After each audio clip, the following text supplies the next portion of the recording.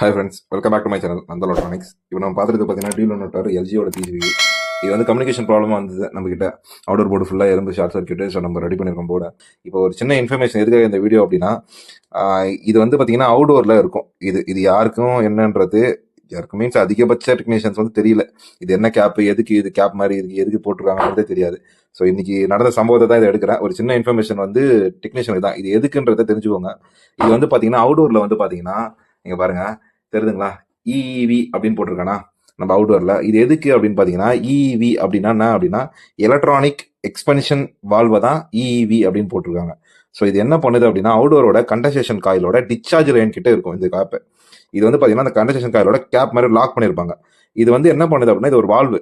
நமக்கு வந்து normal type, அதாவது இன்வெர்ட்டருக்கு முன்னாடி இருந்தது இல்லையா நார்மல், அந்த ஏசில வந்து பாத்தீங்கன்னா இந்த மாதிரிலாம் இருக்காது. ஸோ இது நிறைய பேருக்கு தெரியல.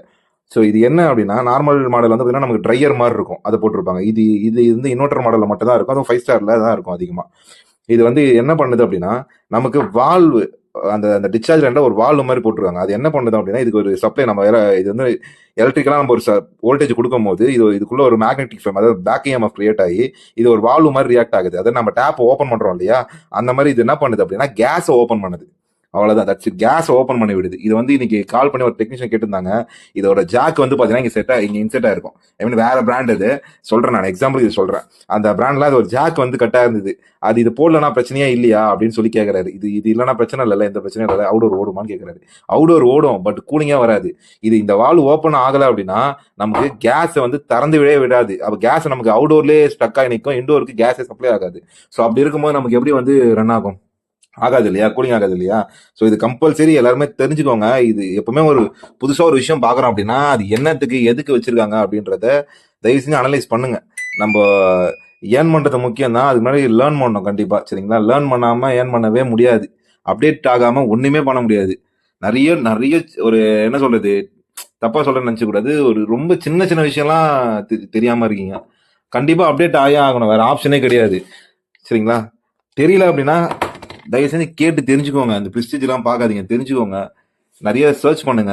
புது புது விஷயம் வருது அப்படின்னா எதுக்கு இதை வச்சிருக்கான், என்னத்துக்கு டிசைன் பண்ணிருக்கான், இதெல்லாம் ஒரு ரீசன் இருக்கும். அது தெரியாம நம்ம வேலையை பார்க்க முடியாது இல்லையா. கஸ்டமர் கிட்டயும் நமக்கு வந்து வேலை ஒரு அரை போய் தெரிஞ்சுட்டு நம்ம போய் செய்யும் போது வந்து கஸ்டமர் கிட்டயும் 2-3 வாட்டி போகும்போது கஸ்டமருக்கும் அது ஒரு என்ன சொல்றது, வேலையே தெரியாது போல, தேவையில்லாம கூட்டம் போல, கம்பெனியாலே கூப்பிடலாம் போல, அந்த மாதிரியான ஒரு தாட்ஸ் வந்துடும். கம்பெனியால கூடும்போது கம்பெனியால மட்டும் தெரிஞ்சுட்டு வரப்போறது கிடையாது. அது நமக்கு தெரியும். கம்பெனி போற எல்லாருமே வேலையை கத்துக்க தான் போறானுங்க. கரெக்டுங்களா? ஸோ அது வந்து கஸ்டமருக்கு தெரியாது. ஸோ தயவு செஞ்சு வெளியே இருக்க அவுட் சைடில் இருக்க எல்லா டெக்னீஷியனுக்கும் தயவு செஞ்சு அப்டேட் ஆகணும், அப்டேட் ஆகே ஆகணும். அதுக்கு தான் வந்து நான் கிளாஸ்லாம் வந்து அரேஞ்ச் பண்ணியிருக்கேன். நிறைய பேர் கிளாஸுக்கு வரேன்னு சொல்றீங்க. ஆனால் நான் வந்து ஒரு எப்படி சொல்றது, கிளாஸ்லாம் சும்மா வந்து நான் ஏதோ ஒரு பேருக்கு எடுத்துட்டு போகக்கூடாது. ஒரு யூஸ்ஃபுல்லாக இருக்கணும் இல்லையா. நான் அதை ஒரு ப்ரிப்பேர்டாக உங்களுக்கு பக்காவாக ரெடி பண்ணிட்டு இருக்கேன். கண்டிப்பாக எடுக்கிறேன். ஒரு 1 டே கிளாஸ், ஜஸ்ட் வந்து ஒரு 1 டே கிளாஸ் ஜென்ரலாக வந்து எப்படிலாம் out to check the PCB, எப்படி வந்து எரர்ஸ் பார்க்குறது, எல்லா பிராண்ட்லேயும் ஒரு பிராண்ட்ல ஒரு மாதிரி இருக்கும் எரர் கோட்ஸ். ஸோ அதெல்லாம் எப்படி செக் பண்ணுறது எல்லாமே நான் கண்டிப்பாக அப்டேட் பண்ணுறேன், கண்டிப்பாக அரேஞ்ச் பண்ணுறேன். தயவு செஞ்சு லேர்ன் பண்ணுங்க. லேர்ன் பண்ணாமல் ஒன்றுமே பண்ண முடியாது. அப்டேட் ஆகியே ஆகணும். சரிங்களா? இப்போ இந்த போர்டு ரெடி ஆகி ரன் ஆகிட்டு இருக்கு. நமக்கு அவுடோர் மோட்டர் ஓடிட்டு இருக்கு, இண்டோர் மோட்டர் ஓடிட்டு இருக்கு. சரிங்களா? கம்ப்யூட்டர் ரன் ஆகிட்டு இருக்கு. கண்டிப்பாக நம்ம லேர்ன் பண்ணியே ஆகணும். ஜஸ்ட் உங்க வந்து இவ்வளோ டீப்பாலாம் போய் பார்க்க சொல்லல, ஏன்னா உங்களுக்கு தெரியும் பிசிபிஸ்லாம் பார்க்க முடியாது. பட் நம்ம ஜென்ரலா ஒரு ரிப்பேர் பார்க்கணும் இல்லையா. கண்டிப்பா இன்வெர்டர் மாடல் தான் இதுக்கப்புறம் ஃபியூச்சர், ஒண்ணுமே பண்ண முடியாது. நிறைய டெக்னீஷியன் ஃபீல்ட் அவுட்டே போறாங்க. ஏன் அப்படின்னா வேலை தெரியல. தயவுசெய்து தெரிஞ்சுக்கோங்க, தெரிஞ்சே ஆகணும், வேற ஆப்ஷன் கிடையாது. சரிங்களா? உங்களுக்கு வேற ஏதாவது தொழில் இருந்தால் பிரச்சனை கிடையாது, இதுதான் தொழில் போது நீங்க கண்டிப்பா கத்துக்கணும்ல. Okay friends, thank you all. நம்ம வீடியோஸ்லாம் நிறைய அப்லோட் பண்ணிட்டு தான் இருக்கோம். உங்களுக்கு டீட்டெயில்ஸா உங்களுக்கு சில விஷயங்கள் தெரிஞ்சுக்கணும் அப்படின்னா நம்ம நந்தா எலக்ட்ரானிக்ஸ் சேனலை மறக்காம வந்து ஃபாலோ பண்ணிக்கோங்க அண்ட் சப்ஸ்கிரைப் பண்ணிக்கோங்க. தேங்க்யூ.